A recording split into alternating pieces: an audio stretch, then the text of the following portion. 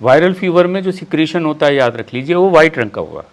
The viral fever, नाक जो बहती है वाइट कलर की होगी, या फिर वो बिल्कुल पानी जैसा होगा। हाँ जी। लेकिन जब उसमें इन्फेक्शन आ जाता है तो पीला हो जाएगा, कहते हैं ना पक गया अब। हम्म। तो जब येलो होने लगता है तब उसको एंटीबायोटिक की जरूरत पड़ती है। और फिर उसमें बहुत ज़्यादा जब कफ होगा तो ब्रेन में हेमरेज हो सकता है, और वही रनिंग नोज की जो सिक्रीशन है जब गले में जाएगा अब ये जो होना है ये एक तरह का रिफ्लेक्स है। तो अगर हम खांसी की दवाई नहीं देंगे तब 4-5 दिनों में ठीक होंगे, खांसी की दवाई दे देंगे, थोड़ा सप्रेस हो जाएगी खांसी, वो 15 दिन में ठीक होगी। हाँ, फिर वो बलगम जमने लगता है, जम जाएगा। कि अगर किसी को कफ और खांसी है, कफ सिरप या उस खांसी को ठीक करने वाली बहुत सी कैंडीज आजकल आ रही है, लेनी चाहिए या नहीं लेनी चाहिए? अब कफ सिरप के अंदर है क्या, तो डेंजरस है कफ सिरप्स, नहीं देने चाहिए बिल्कुल। नमस्कार दोस्तों, मैं हूं Himanshu Bhatt. The health show में आज हमारे साथ हैं डॉक्टर विजय वर्मा जी, जिनसे हम जानेंगे कि नवजात बच्चों को जब खांसी होती है तो आप नेचुरली उस खांसी को कैसे ठीक कर सकते हैं, और कौन सी सिचुएशन में नवजात बच्चों को दवाइयां दे सकते हैं, कितनी दे सकते हैं, और नवजात बच्चों में खांसी का प्रॉपर नेचुरल ट्रीटमेंट क्या हो सकता है जिससे बच्चों की वो खांसी भी ठीक हो जाए और उनको नुकसान भी ना हो। सर, आपको मेरा प्रणाम। प्रणाम, धन्यवाद, बहुत बहुत शुक्रिया, थैंक यू। तो आपने का जो ये जो विषय है बहुत अच्छा विषय है, लेकिन इसको थोड़ा सा हम वाइड करेंगे। हाँ जी। वाइड इसलिए करेंगे कि आपने न्यूनेट्स कहा, न्यूनेटल पीरियड जो होता है ना वो बहुत शॉर्ट होता है, 21 दिन का होता है, और इन्फेंट होते हैं उसके बाद में, और वो 1 साल तक का हो जाता है। तो हम बच्चों का लेते हैं, पूरा इन्फेंट का, क्योंकि बच्चों को, हाँ बच्चों के लिए, क्योंकि जो कफ है वो जस्ट बॉर्न बेबी में नहीं होता है कफ, उनमें कफ रिफ्लेक्स ज़्यादा नहीं होता है, लेकिन निमोनिया हो जाता है, वो बहुत सीरियस कंडीशन है। उसमें फिर दूसरी चीज़ें देखनी पड़ती हैं, कहीं ऑक्सीजन की कमी नहीं हो गई, ब्लू तो नहीं हो गया, तो तुरंत उसमें जहाँ भी ब्रीदिंग की अगर कोई भी प्रॉब्लम नियोनेट्स को होती है, नियोनेट्स मतलब नया बच्चा, तो उसको तुरंत डॉक्टर को दिखाना चाहिए। लेकिन कफ जब 3 महीने के बाद आता है तो वो कफ बहुत अच्छा होता है। अच्छा, 3 महीने के बाद जनरली, क्योंकि 3 महीने तक हमारे जो मदर का मिल्क मिलता है तो उस मिल्क के अंदर एंटी बॉडीज़ होती हैं, IgG IgM जो कि दूध में होती है, तो वो उसको इम्यूनिटी देती है, जिससे बच्चे का ना ये वायरल इन्फेक्शन प्रोटेक्ट रहता है। तो सर, जब छोटे बच्चों को कफ की प्रॉब्लम होती है, कफ बहुत ज़्यादा बनता है, और जनरली जब मौसम बदलता है इस समय पर ज़्यादा होता है, तो जब भी कोई दवाई लेने जाता है तो दवाई के साथ उसे एंटीबायोटिक्स दी जाती है। तो टॉपिक को शुरू करने से पहले आप ये बताइए, क्या बच्चों को एंटीबायोटिक्स देना सेफ है या नहीं? देखिए हिमांशु जी, आपने कई सारे वीडियो बनाए हमारे, उसमें एक वीडियो एंटीबायोटिक की है, एक कफ की भी है वीडियो है। तो एंटीबायोटिक के बारे में मैंने पहले ही बोला है कि एंटीबायोटिक का बिल्कुल इस्तेमाल नहीं करनी है, नॉट एट ऑल, क्योंकि हमारे गट को बैक्टीरिया ख़राब कर देती है, वो पूरा सिस्टम बदल जाती है। अभी ऑटिज्म का ट्रीटमेंट जो हम कर रहे हैं बिल्कुल सक्सेसफुल, तो उसमें यही गट का बैक्टीरिया चेंज हुआ है, और उसमें एंटीबायोटिक्स एक मेजर कॉज है। तो इसलिए हमको कफ को बहुत अच्छी तरह से समझना चाहिए कि कफ है क्या।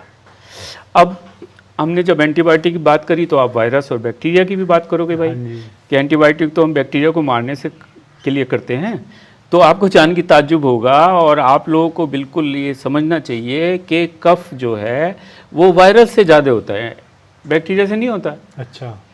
और वायरल की कोई भी दवाई है नहीं। तो ये प्रैक्टिकली एक वायरल इन्फेक्शन है, और वायरल इन्फेक्शन अच्छे होते हैं, हमारी इम्यूनिटी को बढ़ाते हैं। कैसे बढ़ाते हैं कि हमारी बॉडी अभी न्यूनेट से, जब जस्ट बॉर्न बेबी है, इस दुनिया के अंदर आया है, अभी सांस ले रहा है, वो दुनिया भर की चीज़ें उसके पास आ रही हैं, तो उसमें वायरस बैक्टीरिया भी आ रहे हैं। इस हवा में, इस खाल में, इस शरीर में, खाने में trillions and trillions bacteria virus भरे, हम उसके अंदर रह रहे हैं। हमारा शरीर दिखाई देता है लेकिन हम बैक्टीरिया वायरस के अंदर हैं। अब वो हमें अटैक करेंगे, लेकिन हमारे अंदर इम्यूनिटी पावर है। उस पावर को बढ़ाने के लिए हमारे को नेचर ने वायरल इन्फेक्शन दिया है, तो वायरल इन्फेक्शन होना, कफ होना ज़रूरी है। अब कफ क्या है? खांसी। खांसी क्या है? बाहर निकालना। तो कफ का रिफ्लेक्स है। तो जैसे ही इन्फेक्शन आया, नाक में गया, सिक्रीशन आने लगा, नाक बहने लगी, तो उसे खांसी उठने लगी। तो खांसी तो अच्छी है, खराब कहाँ है? क्योंकि खांसी होगी तभी तो निकालेगा वो। लेकिन हम लोग उल्टा काम कर लेते हैं, हम उसको एंटीहिस्टामिन्स देते हैं, नेज़ल ड्रॉप दे देते हैं, नाक सूख जाती है और ये जो है गला भी सूख जाता है जी। जो सिक्रीशन बाहर निकलना था वहीं कहीं रुक जाता है। हाँ। तो अगर हम खांसी की दवाई नहीं देंगे तब 4-5 दिनों में ठीक होंगे, खांसी की दवाई दे देंगे, थोड़ा सप्रेस हो जाएगी खांसी, वो 15 दिन में ठीक होगी। हाँ, फिर वो बलगम जमने लगता है। जम जाएगा, उस समय तो ऐसा लगेगा कि ठीक हो गया बच्चा। हाँ।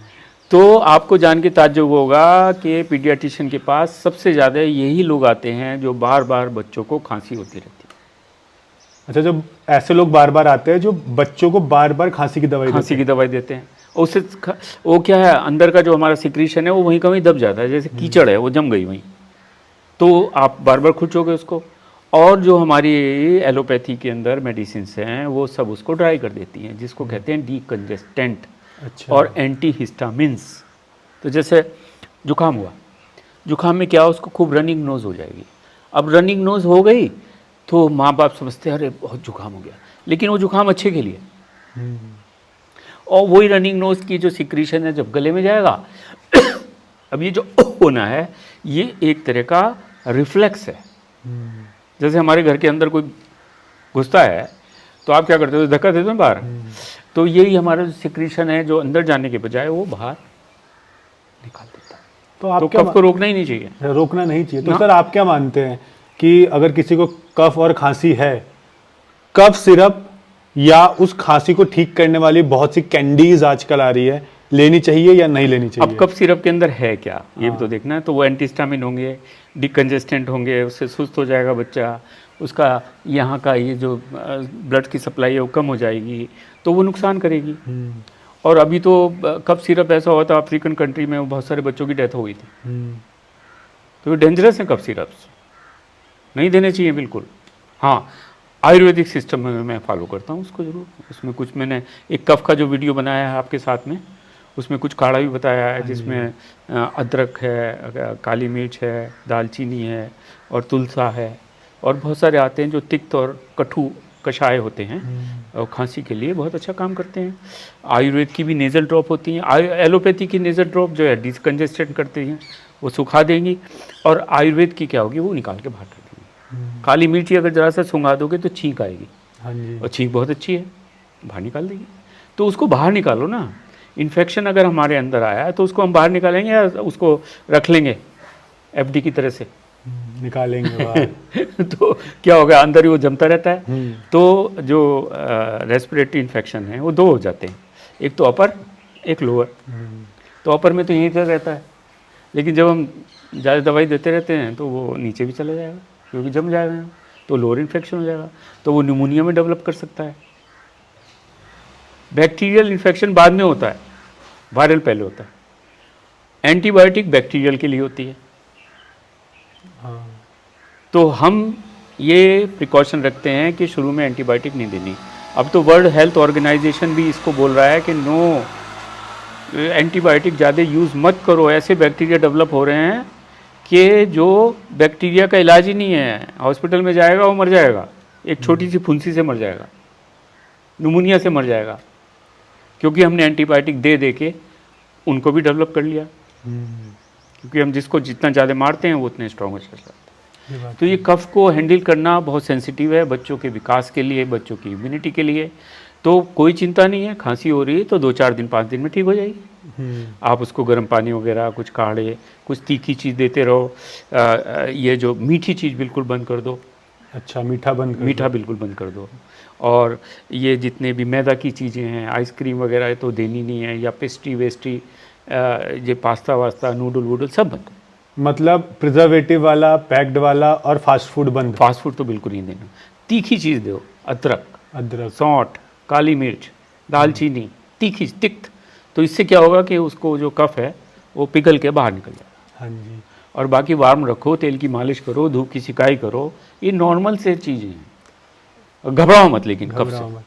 अच्छा सर, इसमें ये सारी चीज़ें तो आपने बताई, लेकिन आजकल मार्केट में एक बहुत ट्रेंड चला है, जिसको भी कफ हो गया या खांसी होती है, वो क्या करते हैं, कैंडीज आती है, वो मीठी भी होती है और वो ये दावा करता है कि ये हमने इस नेचुरल इंग्रेडिएंट से बनाई हुई है, और ऐसी बहुत सी कैंडीज मार्केट में अलग अलग कंपनीज की, क्या छोटे बच्चों को मीठी टॉफी देनी चाहिए कफ को ठीक करने के लिए? देखिए वो तो डिपेंड करता है, पहले तो मैं देखूंगा कैंडी कौन सी कह रहे हो आप। हाँ। उसके अंदर इंग्रेडिएंट देखूंगा, उसके बाद छोटा बच्चा वो चूस पाएगा नहीं चूस पाएगा, अगर आपने मुंह में रख दी तो पता चला उसके गले में फंस गई। हाँ।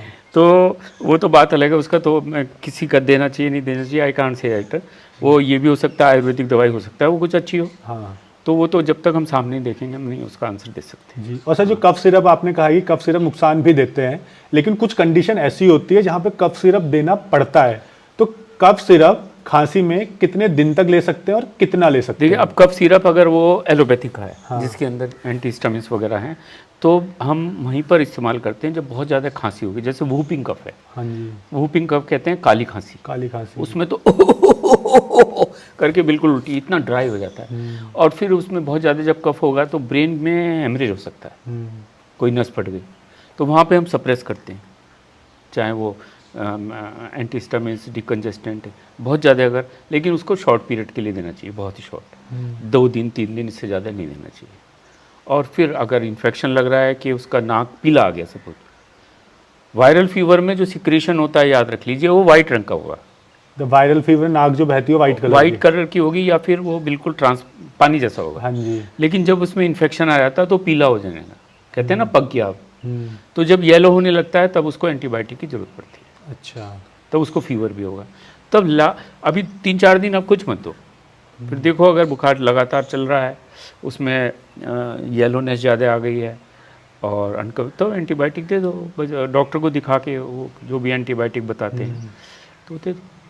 सर जैसे आपके साथ हमने पहले वीडियो बनाई थी कफ की, उसमें आपने कुछ होम रेमेडीज़ बताई थी जो हम नेचुरली घर पे कफ सिरप बना के बच्चों को भी दे सकते हैं, तो मैं चाहूँगा इस वीडियो में भी आप बताइए। तो हाँ उसमें ऐसा करते हैं कि हम अदरक ले लेंगे 15 ग्राम, और उसके अंदर करीब 5 ग्राम ये ले लेंगे काली मिर्च, 10 ग्राम काली मिर्च ले लेंगे, 5 ग्राम हम दालचीनी ले लेंगे, 5 लौंग ले लेंगे, और कम से कम 100 पत्ते तुलसा के ले लेंगे जी। तो 15 ग्राम अगर हमने ये ले लिया है, और उसमें 10 ग्राम हमने काली मिर्च लिया है, 5 ग्राम दालचीनी ले ली है, और उसके बाद 5 तुलसी ले ली है, तो 5 तुलसी हो गई, वो 5 लौंग हो गई, तो 5 लौंग हो गई, 5 ग्राम ये हो गया दालचीनी, और 10 ग्राम आपकी काली मिर्च, और 15 ग्राम आपकी अदरक, और 100 तुलसी के पत्ते, और 100 कम से कम तुलसी के पत्ते। इसको 1 लीटर पानी में उबाल लो, उबाल के जब वो 200 रह जाएगा 1/5, तो आपका फर्स्ट क्लास कफ सिरप बन गया। इसको आप रख लो, और छोटे बच्चों को आधी चम्मच दे दो, बड़े को 1 चम्मच दे दो, और हम जैसी उम्र या आप जैसी की उम्र 2-2 चम्मच दिन में 3 बार ले लो। हाँ। ये बहुत अच्छा काम करता है। बाकी तो कफ सिरप आयुर्वेद में बनते ही हैं बहुत सारे, हाँ। पीपली वगैरह है, बचा है, लेकिन सारे ये तिक्त हैं और कटु है, कड़वे और तीखे। वो खांसी को मतलब कफ जो जमना लगता है उसको पिघला के बाहर निकाल, और ये नेचुरल है, मतलब नेचुरल है। बाकी खाना पीने में मधुर चीज़ें नहीं देनी है, मधुर के अंदर मीठा बहुत इंपॉर्टेंट है, नो मैदा और आटा और सफ़ेद चावल ये बिल्कुल बंद कर देना। बाकी बच्चे को मालिश करके प्रॉपर मालिश और धूप की सिकाई से एकदम से जो है वो ठीक हो जाता है। फीवर भी हो तब भी आप मालिश करके धूप में बैठा दो, फीवर में भी धूप में बैठो, गर्म होने दो, आप देखोगे वो घर के अंदर लाओगे, पसीना आया और शाम तक बुखार उतर गया। बुखार में भी हम पैरासीटामॉल नहीं देते, हाँ, कोशिश करते ना दिया। जो मदर्स हैं या फादर हैं या पेरेंट्स हैं वो ये चीज़ को ध्यान में रखें कि भैया बहुत ज़्यादा एलोपैथिक सिस्टम नहीं अप्लाई करें, थोड़ा वेट करें, थोड़ा धीरज करें। ये बीमारी हमारे अच्छे के लिए आती है, खराब के लिए नहीं आती है, क्योंकि बच्चा अगर 3-4 दिन तक बीमार रहता है, खांसी होती है, तो उससे इम्यूनिटी डेवलप हो जाती है। हमेशा ही ना, कोरोना में भी एक तरह वायरल इन्फेक्शन था, उसमें भी कफ हुआ, नोज़ का ये प्रॉब्लम हुई, फिर निमोनिया हो गया तो उसमें भी कहा नहीं कि सेल्फ इम्यूनिटी आ जाएगी, हर्ड इम्यूनिटी कहते हैं, हर्ड भीड़ की इम्यूनिटी, कि कुछ दिनों के बाद कोरोना के जितने केस हुए सारे के सारे इम्यूनिटी हो जाएगी। तो ये ऐसी इम्यूनिटी इसमें बच्चों में आती है। तो बच्चे जितने बीमार पड़ते हैं वो कोई ख़राब नहीं है, लेकिन अगर हम ज़्यादा दबाने की कोशिश करेंगे तो जल्दी बीमार पड़ने लगेंगे। तो जल्दी बीमारी अच्छी है कि एक बार में थोड़ी ज़्यादा हो जाए, वो ठीक हो जाए तो वो अच्छी है। तो मतलब बच्चों को या किसी को भी जब कफ हो रहा है तो वो तुरंत कोई दवाई कफ सिरप नहीं लेना चाहिए, इंतज़ार करना चाहिए 3-4 दिन की ठीक हो रहा है या नहीं हो रहा है। बड़े लोग हैं वो तो अपना गार्गल करें नमक के गर्म पानी से, स्टीम ले लो, बाकी तुलसा वुलसा ये तो सब चली रही है, हाँ, लेते हैं, ये तो हमारी संस्कृति है। मतलब 3 महीने की उम्र तक के बच्चे को कफ हो रहा है और ज़्यादा हो रहा है, तो उसको क्या ये जो आपने बताया अप्लाई करना चाहिए या डायरेक्ट डॉक्टर को दिखाना चाहिए? नहीं, अप्लाई कर लो पहले, उसके बाद अगर लेकिन उसको बुखार नहीं उतर रहा है तो हो सकता है कोई दूसरा इन्फेक्शन हो सकता है जो प्राइमरी ट्यूबरक्लोसिस होती है बच्चों में, ट्यूबरक्लोसिस जैसा हो, अगर उसका वेट कम होता जा रहा है तब तो दिखाना पड़ेगा, या माँ बाप को किसी को ज़्यादा प्रॉब्लम है। तो शुरू के 3 महीने बोला हूँ, 3 साल नहीं, हाँ जी। 3 महीने में क्या है कि वो न्यूनेट्स को जो माँ का दूध मिलता है उसमें IgG IgM वगैरह मिलती है, तो उसकी इम्यूनिटी बनी रहती है। वो है पैसिव इम्यूनिटी, पैसिव मतलब आपने हेल्प कर दी उसकी। लेकिन जो बाद में इन्फेक्शन के बाद इम्यूनिटी आती है वो है एक्टिव इम्यूनिटी। एक्टिव इम्यूनिटी, जैसे आपने टीका लगा दिया, तो ऐसे ही हम नेचर जो है वायरस का टीका लगा देती है, तो इम्यूनिटी बढ़ जाती है। तो इस तरीके से वो बच्चे को आगे बीमारियों से बचाने में मदद करती है। बाकी जो मेजर हमारी वायरल डिजीजेज होती हैं वो 5 से 15 साल तक की होती है। 5 से 15, जिसके अंदर मीजल्स जैसे खसरा वगैरह है, मम्स है, गलफड़े वगैरह ये सब होते हैं, रुबेला है, जर्मन मीजल्स हैं, तो मम्स मीजल रुबेला ये सब जो होती है बाद में होती हैं। लेकिन कफ के साथ में या वायरल फीवर हो रही है तो आप लोग एक चीज़ जरूर ध्यान रखो कि वो इन्फेक्शन पूरी बॉडी में फैला ना हो, क्योंकि कभी कभी क्या होता है कि एनकेफेलाइटिस के सिम्टम आते हैं, मतलब ब्रेन के अंदर हो जाती है। तो शुरू के एक सिम्टम आप लोग याद रखिए, उसको अच्छी तरह आप लोग भी देख सकते हो। मैं दोबारा बोल रहा हूँ कि इम्पॉर्टेंट क्या है कि बच्चे में एक फ्रंट नेल होता है, यहाँ पे फ्रंट नेल मतलब जिसे काक कहते हैं, यहाँ की बोन जुड़ती नहीं है, वहाँ पे स्पेस सी होती है, तो 1.5 साल के बाद जुड़ती है वो। तो आप उसको दबा के देखते रहे, अगर वो फूलने लगे और उसमें प्रेशर से ऐसा लगे कि अंदर से फूल रहा है तो तुरंत डॉक्टर को दिखाएं। अच्छा। तो ब्रेन के अंदर जब पानी भरता है तो वो बाहर से निकलेगा। अच्छा। तो ये एक सिम्टम्स है।